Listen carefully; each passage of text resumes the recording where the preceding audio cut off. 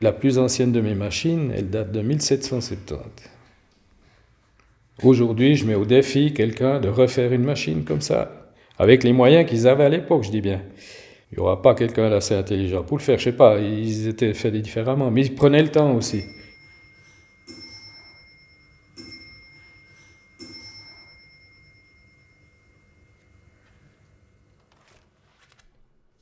Le plus classique, c'est le flinqué. Ce sont des vagues qui sont successivement alignées toutes l'une sur l'autre, donc ça va créer ce qu'on appelle des rayons de vélo. Le clou de Paris, c'est un croisement de deux lignes à 90 degrés pour créer des petites pyramides. Ça, c'est très classique. Après, vous partez d'un décor initial de flinqué, puis vous commencez à décaler des lignes. Vous allez obtenir du flinqué flammé, ou du flinqué torsadé, ou du flinqué spirale. Voilà, c'est...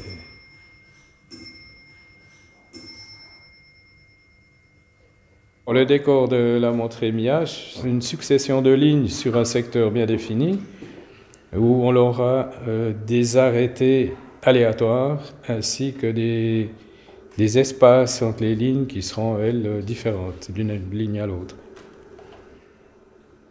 Donc chaque pièce sera totalement unique.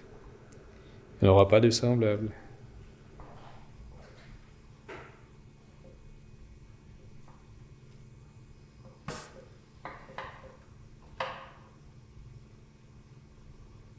Pour la montre émiage, il y a quand même une certaine attention à avoir. Je suis obligé de contrôler mes espaces, je suis obligé de contrôler mes départs et mes arrêts. Donc il y a une attention de chaque ligne.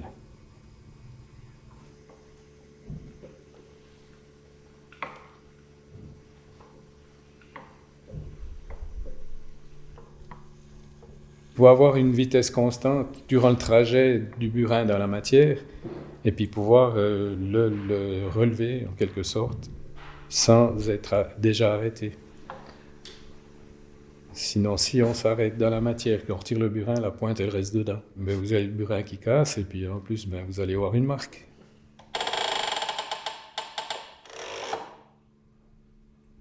Il n'y a pas de mauvaise machine, il n'y a que des mauvais ouvriers.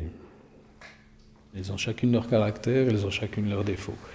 Et voilà, il faut compenser. C'est comme les humains. Si on était tous parfaits, hein.